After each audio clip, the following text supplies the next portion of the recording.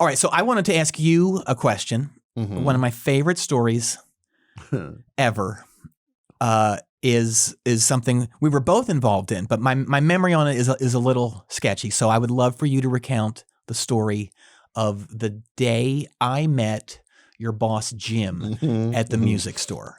This is an evergreen for us, and I think it's one of the funniest things.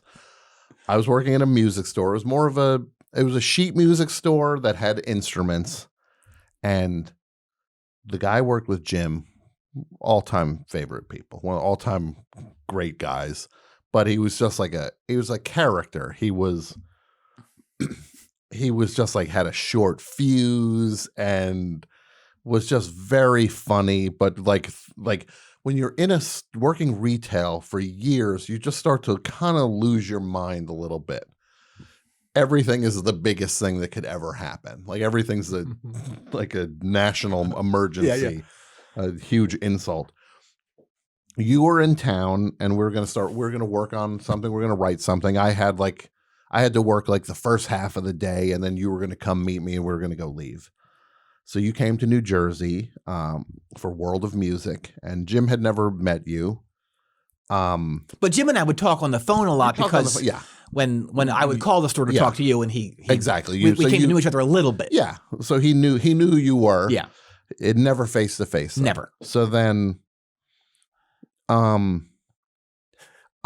basically told you, this is when you come into the store, I'm going to give you the playbook on how to drive Jim crazy. What would be the ultimate bad customer? All his buttons pushed at once. Yeah. So you come. I'm in the side office where we had a security camera toward the back. I'm in there with Jim, and Jim's just some guy's in here now. It's we're watching you on the screen. And I had told you, go into the store, go all the way to the back of the store, just start grabbing guitars off of the wall, even though there's a sign that says, please ask before you take. Just start grabbing them off, just without asking.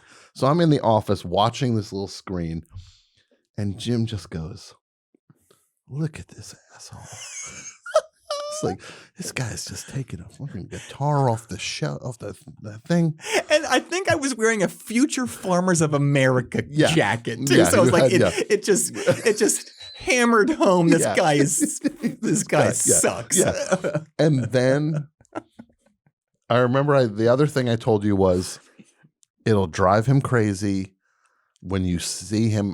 He doesn't know who you are, but if you call him Jim, will drive him nuts. That his name will just it'll press his buttons. Yeah. So we're in the office watching you. You're playing these guitars. Then you walk over to a different shelf and you pick up a trumpet that doesn't have a mouthpiece on it, and you start blowing into it, and it doesn't have so there's nothing going to come out of it. It's not how trumpets work. He just goes, this fucking asshole. He goes to me, watch this. Watch this. He's like, I'm gonna take care of this guy. The shark was ready to eat at that point. Yeah. He stomps back in the back. He goes, can I help you, my man? Which is always, whenever he's called somebody my man, it means he's saying jerk off. Yeah. He's like, my man. He says, he hates you. Can I help you, my man? You need help with something, my man? And you go, oh, hey, Jim. You go, oh, hey, Jim. I'll take two. Why don't you box up two of these trumpets for me? And he was might as well have smoke coming out of his ears. Why don't you box two of them? Just you're buying two trumpets. And then I came out and we just started laughing, but it was one of the all-time funniest things, seeing just we set the table for that, and he stepped right into it. Oh my God. I was just, watch this has been a thing that we'll say. Yeah. My man, if you've ever heard my man in one of our calls, that's where that comes from. It's just like, so yeah. And then Jim also wrote the pamphlet, which is a thing we did talk about that maybe on, I think when we did the book thing for when you interviewed me for book people. Yes. Yeah. We talked about it there. So that story's out there. Oh, this is so much fun.